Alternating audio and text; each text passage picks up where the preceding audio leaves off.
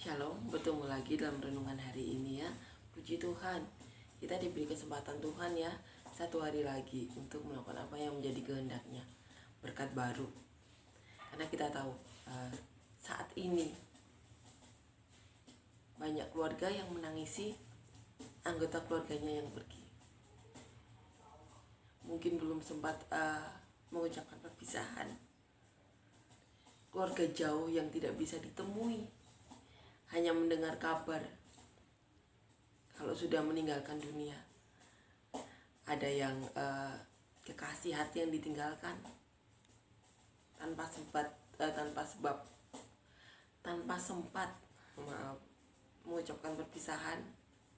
Sahabat yang meninggalkan teman-temannya, anak yang meninggalkan orang tuanya, yang belum sempat mengucapkan kata-kata perpisahan.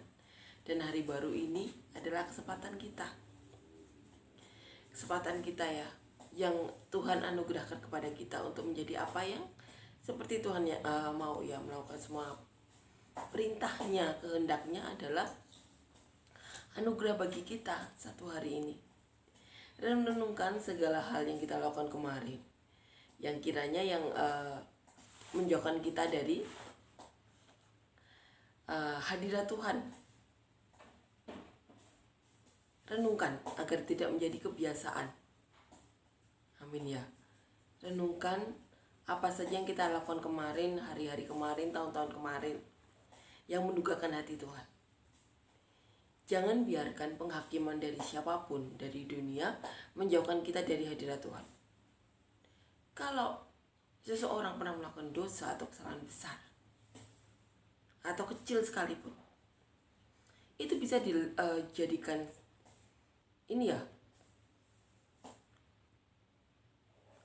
orang-orang yang tidak cinta Tuhan untuk menghakimi orang tersebut.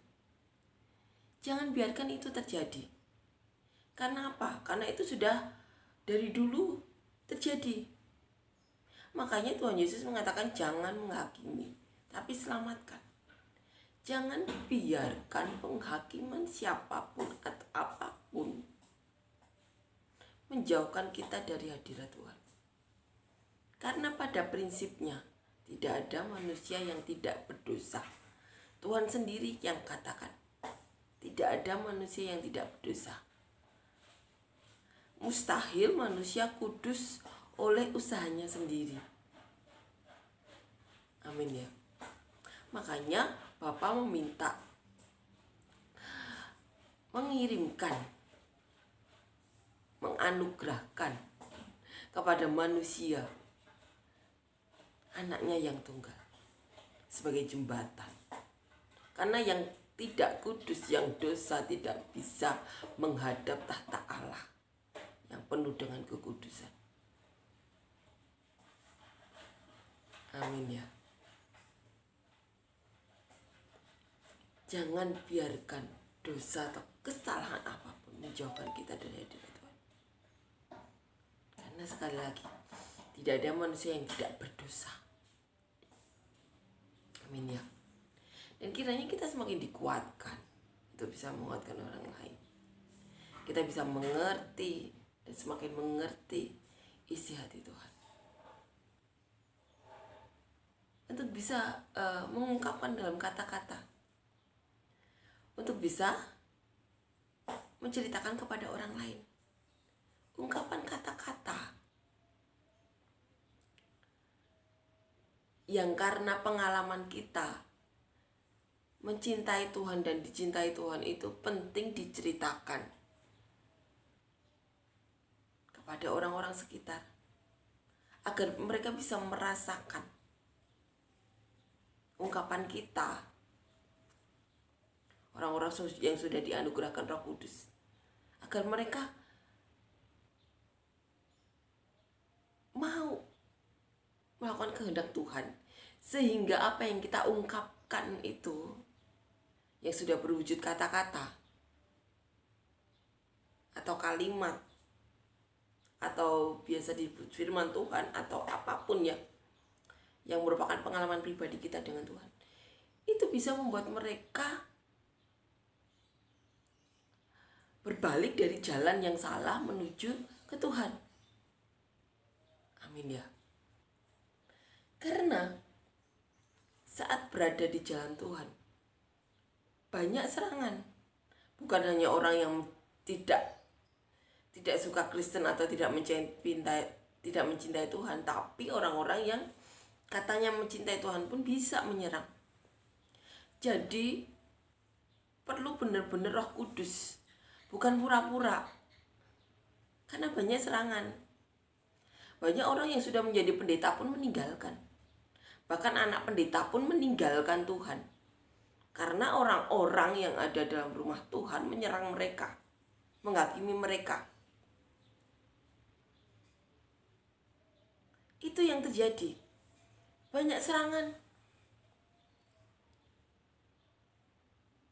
Jadi kalau tidak benar-benar kuat, harus memasukkan diri ke dalam orang-orang yang benar-benar cinta Tuhan. Itu yang terjadi. Tapi kalau hanya karena orang-orang itu kita meninggalkan Tuhan, surga yang sudah dijanjikan itu akan terlepas. Buat apa? Mending kita buat lingkungan baru yang benar-benar tahu tujuan Tuhan, kehendak Tuhan. Kita buat orang-orang lain juga ya merasakan apa yang kita rasakan, cinta kasih Tuhan. Amin ya, pasti ada jalan keluar. Jangan biarkan karena orang-orang yang hanya suam-suam kuku membuat kita meninggalkan Tuhan.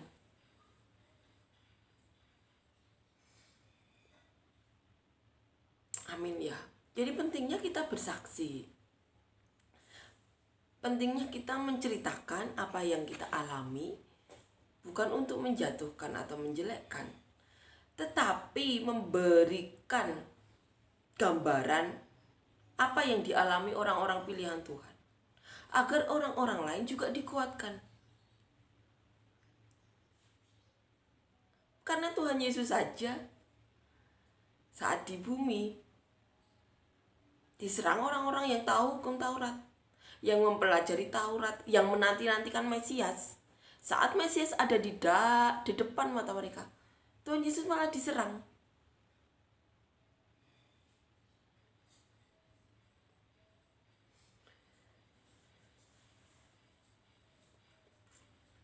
Jadi pentingnya kita mempelajari Alkitab, bukan hanya teori, tapi benar-benar karena kita cinta Tuhan.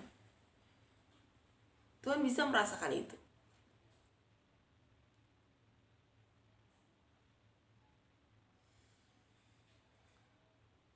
Sehingga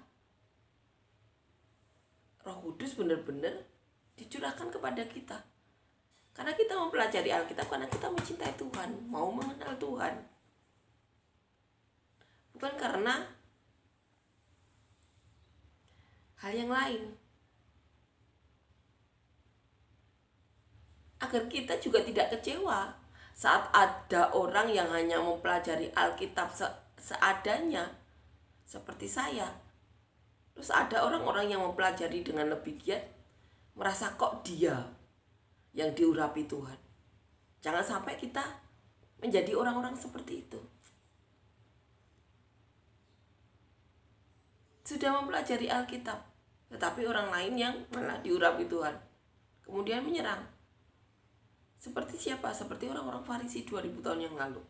Saat melihat Tuhan bisa melakukan mukjizat, saat melihat Yohanes Pembaptis, saat melihat Paulus, hati mereka jadi panas.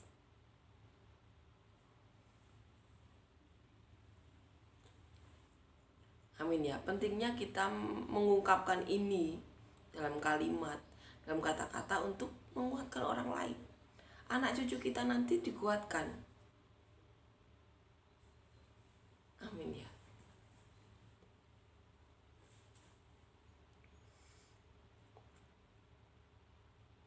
Pelajarilah Alkitab karena cinta Tuhan, dengan segala kekurangan. Jangan takut mempelajari Alkitab. Nanti Roh Kuduslah yang menambahkan hikmat-hikmat tersebut. Amin ya. Yang terpenting rendahkanlah diri kita di hadapan Tuhan. Jangan ada kesombongan. Agar berkat-berkat hikmat Roh Kudus itu dicurahkan. Amin ya. Amin. Kita akan nyanyikan lagu yang pertama.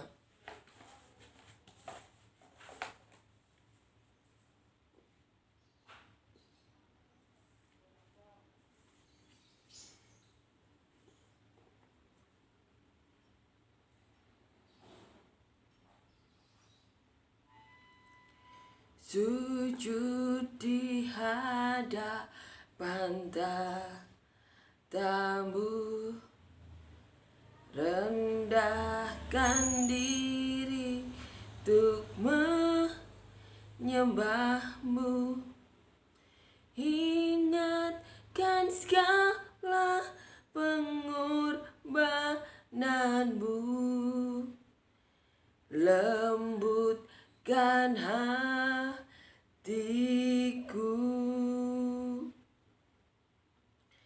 Dengan apa akan ku balas Tuhan untuk semua yang telah Kau berikan?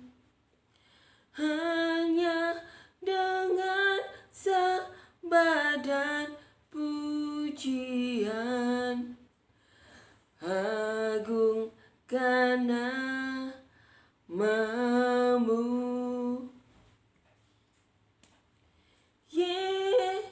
Yesua Hamasia,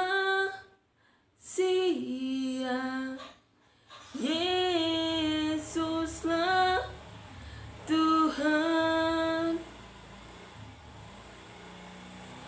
Yesua Hamasia, Yesuslah Tuhan. Amin ya. Puji Tuhan, amin. Kita akan lanjutkan membaca dan merenungkan ayat firman Tuhan di 1 Korintus pasal yang kelima, ayat yang pertama sampai 13. Judul perikopnya dosa dalam jemaat. Memang orang mendengar bahwa ada pencabulan di antara kamu, dan pencabulan yang begitu rupa seperti yang tidak terdapat sekalipun di antara bangsa-bangsa yang tidak mengenal Allah, yaitu bahwa ada yang hidup dengan istri ayahnya. Sekalipun demikian, kamu sombong. Tidakkah lebih patut kamu berduka cita dan menjauhkan orang yang melakukan hal itu dari tengah-tengah kamu? Sebab aku sekalipun secara badani tidak hadir, tetapi secara rohani hadir. Aku sama seperti aku hadir, telah menjatuhkan hukuman atas dia yang telah melakukan hal yang semacam itu. Bila mana kita berkumpul dalam roh, kamu bersama-sama dengan aku, dengan kuasa Yesus Tuhan kita. Seorang itu harus kita serahkan dalam nama Tuhan Yesus kepada iblis, sehingga binasa tubuhnya agar rohnya diselamatkan pada hari Tuhan. Amin ya. Kemegahanmu tidak baik. Tidak tahukah kamu bahwa sedikit ragi mengamiri seluruh adonan? Buanglah ragi yang lama itu supaya kamu menjadi adonan yang baru. Sebab kamu memang tidak beragi. Sebab anak domba Paskah kita juga telah disembelih, yaitu Kristus. Karena itu marilah kita berpesta bukan dengan ragi yang lama, bukan pula dengan ragi keburukan dan kejahatan, tetapi dengan ragi yang tidak beragi, yaitu kemurnian dan kebenaran. Dalam suratku telah kutuliskan kepadamu supaya kamu jangan bergaul dengan orang-orang cabul. Yang aku maksudkan bukanlah dengan semua orang cabul pada umumnya dari dunia ini, atau dengan semua orang kikir dan penipu, atau dengan semua penyembah berhala. Karena kita demikian, kamu harus meninggalkan dunia ini. Tetapi yang kutuliskan kepada kamu ialah supaya kamu jangan bergaul dengan orang yang sekalipun menyebut dirinya saudara adalah orang cabul, kikir, penyembah berhala, pemfitnah, pemabuk, atau penipu. Dengan orang yang demikian janganlah kamu sekali-kali makan bersama-sama. Sebab dengan wewenang apakah aku menghakimi mereka yang berada di luar jemaat? Bukankah kamu hanya menghakimi mereka yang berada di dalam jemaat? Mereka yang berada di luar jemaat akan dihakimi Allah. Usirlah orang yang melakukan kejahatan dari tengah-tengah kamu. Jadi saat itu Paulus mengatakan ada dosa dalam jemaat yang bahkan tidak ada di orang-orang dari bangsa lain saat itu, yaitu ada jemaat yang melakukan pencabulan dengan istri ayahnya. Amin ya. Kita tahu bahwa ada seorang wanita yang bernama Maria Magdalena. Dia bukan saja melakukan pencabulan, tetapi dia seorang pelacur. Dia melakukan pencabulan dengan banyak suami orang pastinya. Banyak dosa yang dilakukan. Tetapi saat melakukan pentobatan, Tuhan Yesus membela Maria Magdalena di depan banyak orang. Yang bisa saja Tuhan Yesus saat itu ikut dirajam. Orang-orang saat itu sudah memegang batu untuk melempari wanita itu. Tuhan Yesus berkata, kalau tidak ada yang berdosa, lemparilah wanita ini. Kalau tidak, ya jangan. Tidak ada yang melempari. Karena mereka sadar mereka semua berdosa. Dan di sini Paulus mengatakan, jangan bergaul dengan pencabul, orang kikir, pemfitnah.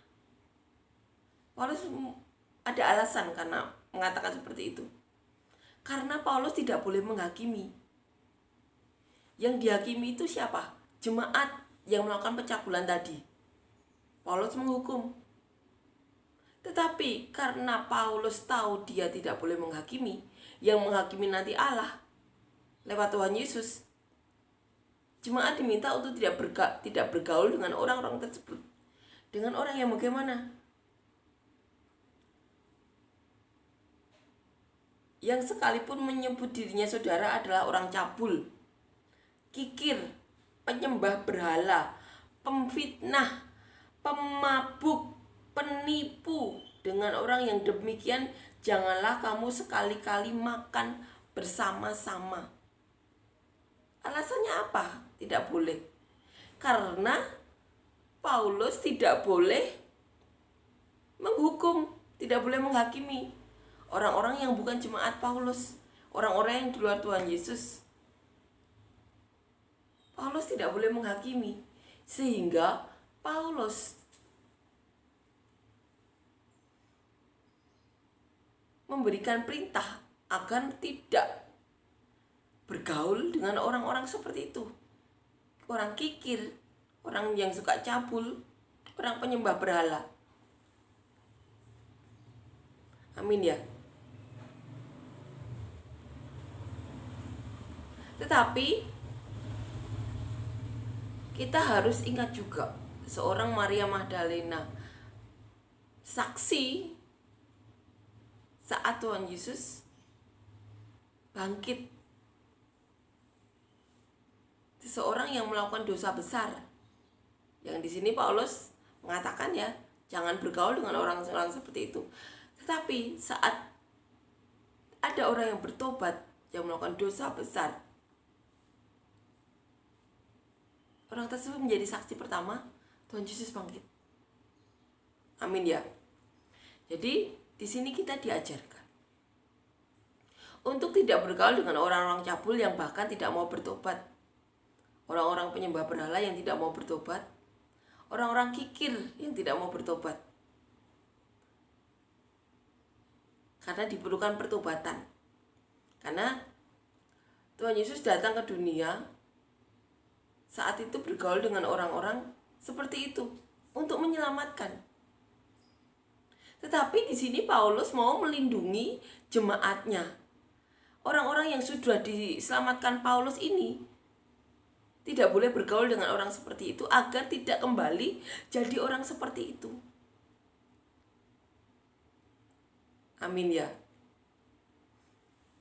Tuhan Yesus datang ke dunia untuk menyelamatkan. Bergaul dengan orang-orang seperti itu, bahkan makan dan minum, bahkan diolok-olok orang Farisi. Karena Tuhan Yesus datang untuk menyelamatkan, agar mereka bertobat. Akhirnya Sakeus bertobat. Dipakai Tuhan mengembalikan apa yang telah diambil dari rakyat.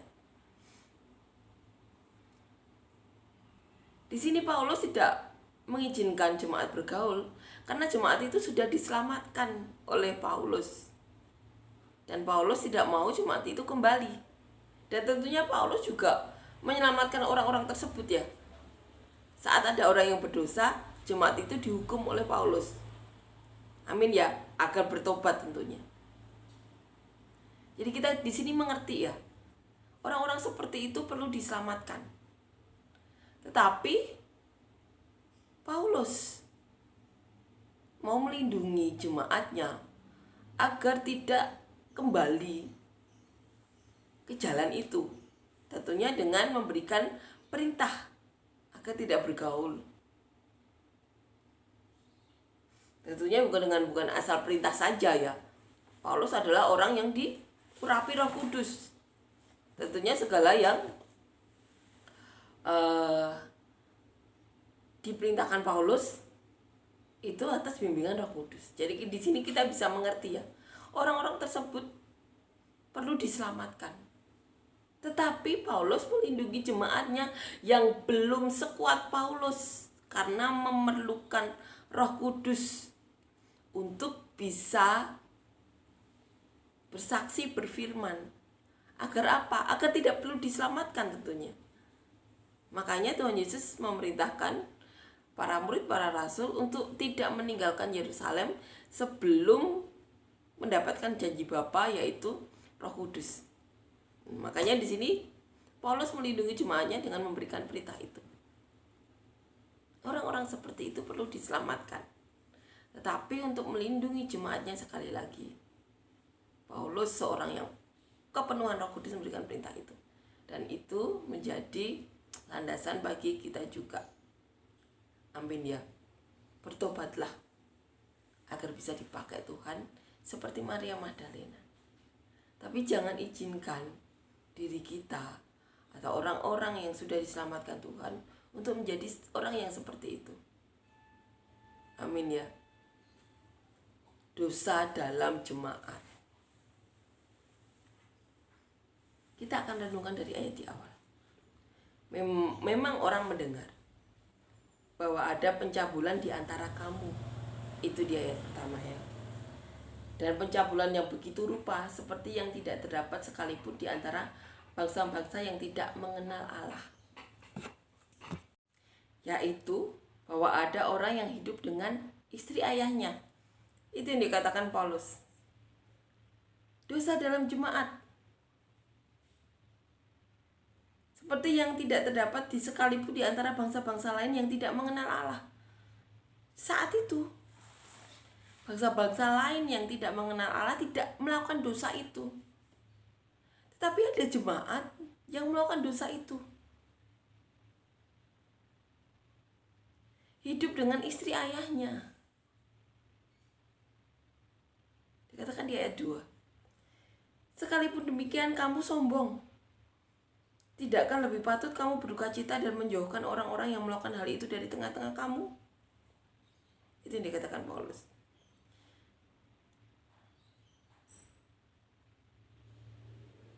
Tidakkah lebih patut kamu berduka cita dan menjauhkan orang yang melakukan hal itu dari tengah-tengah kamu? Itu yang dikatakan Paulus. Sebab aku sekalipun secara badani tidak hadir, tetapi secara rohani hadir. Itu yang dikatakan Paulus.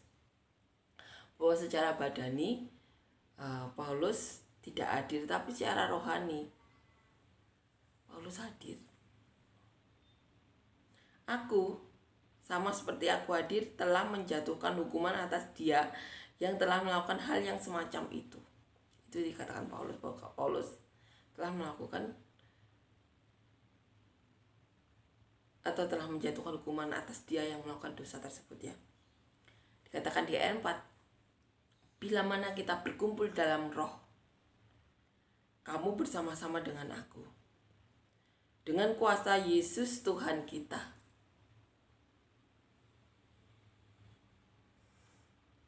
Itu yang dikatakan Paulus. Bila mana kita berkumpul dalam roh, kamu bersama-sama dengan aku, dengan kuasa Yesus Tuhan kita. Orang itu harus kita serahkan dalam nama Tuhan Yesus kepada iblis.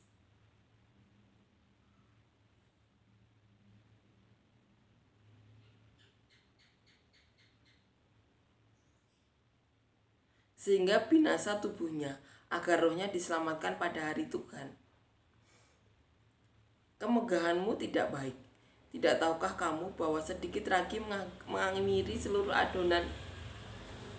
Buanglah ragi yang lama itu supaya kamu menjadi adonan yang baru. Sebab aku memang tidak beragi. Itu yang dikatakan Paulus. Bahwa hal itu yang beragi itu bisa mempengaruhi adonan. Yang dilakukan jemaat itu yaitu berdosa, hidup dengan istri ayahnya, itu bisa mempengaruhi seluruh adonan.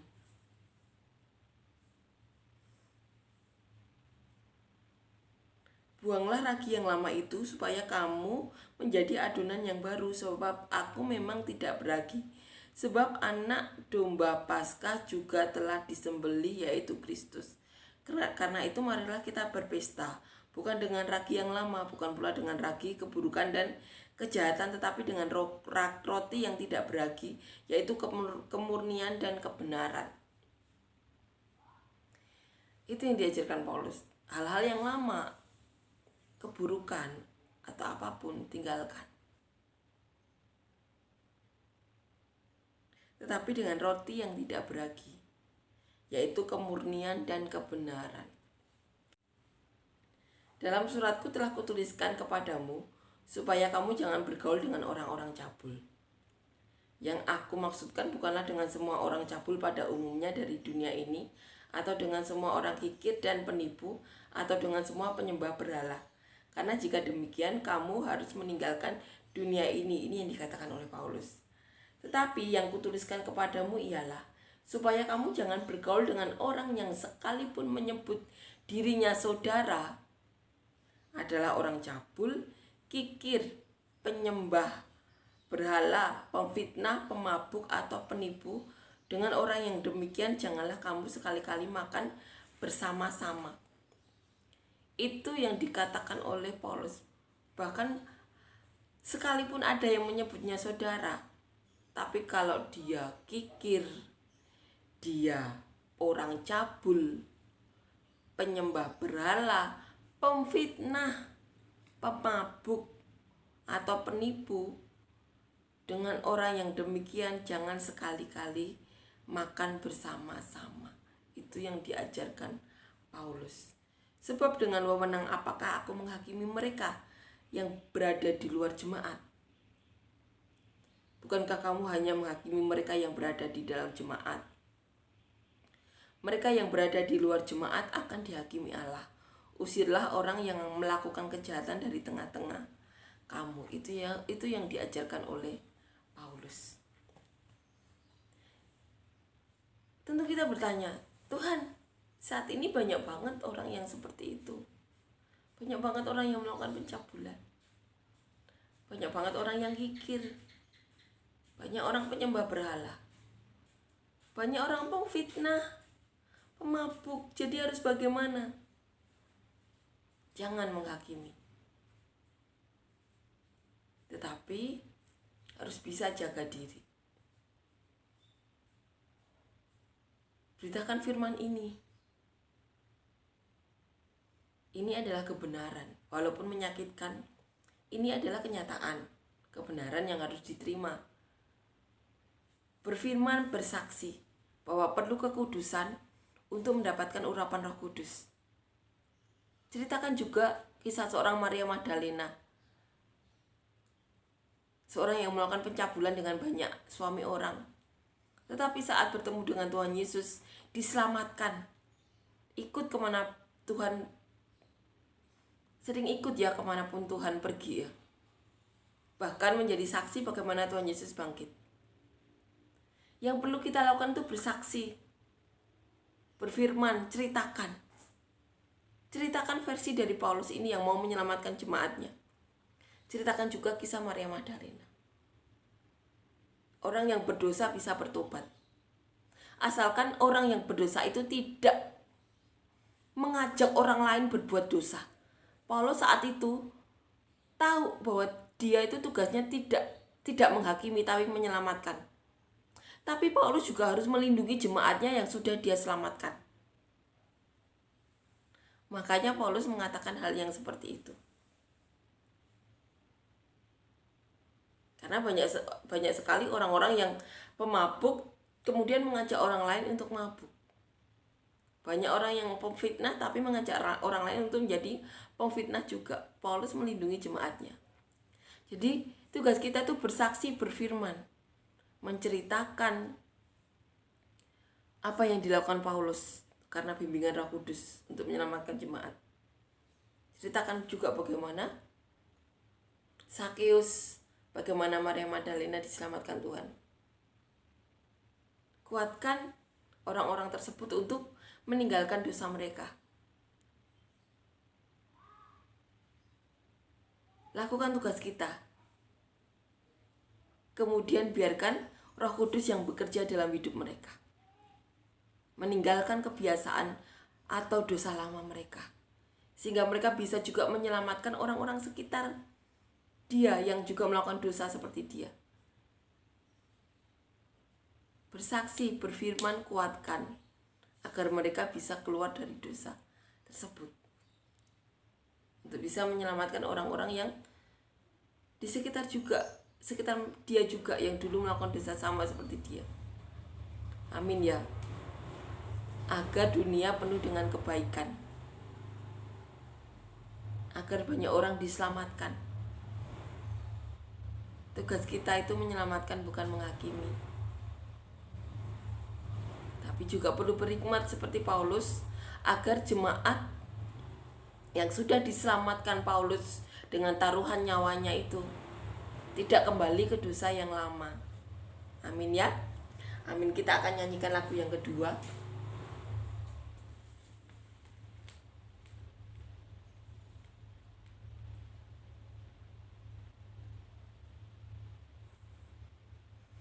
Betapa baiknya Engkau Tuhan, kasih-Mu tiada berkesudahan. Betapa mulia kasih-Mu Yesus, jiwaku diselamatkan. Hosana ku memuji Tuhan, Hosana ku tinggikan Yesus. Hosana, Hosana, Hosana. Amin Tuhan, terima kasih untuk kebaikan-Mu, kasih karunia-Mu, keselamatan-Mu, hikmat-hikmat daripada-Mu. Bimbingan-Mu kami perlu, kasih setia-Mu kami perlukan Tuhan. Dan kami berdoa siapapun dari kami yang saat ini sakit Tuhan, berikan mujizat, berikan kesembuhan yang daripada-Mu. Apapun yang di tubuh kami yang bukan daripada-Mu Tuhan, Kau cabut. Kami juga berdoa Tuhan untuk kami semuanya ya Tuhan yang saat ini memerlukan pekerjaan dan usaha. Berikan kami semuanya pekerjaan dan usaha yang daripada-Mu, yang dapat memberkati kami, orang-orang sekitar kami, bahkan sampai ke penjuru bumi seperti yang Kau mau, di mana pekerjaan dan usaha ini dapat mendekatkan hadirat-Mu Tuhan dalam hidup kami Tuhan, mendekatkan kami lebih dekat lagi kepadamu. Kami juga berdoa Tuhan untuk siapapun dari kami yang saat ini memerlukan pasangan hidup, beri kami semuanya pasangan hidup yang daripadamu, yang cinta Engkau, yang dapat membawa kami, keluarga kami lebih dekat lagi kepadamu Tuhan. Kami berdoa Yesus untuk siapapun dari kami yang saat ini mengalami masalah, beban hidup dalam diri kami semuanya,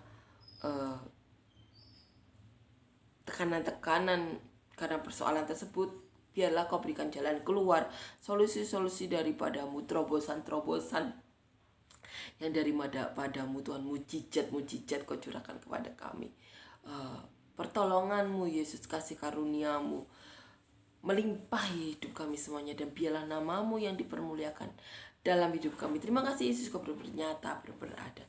Dalam nama Tuhan Yesus, amin.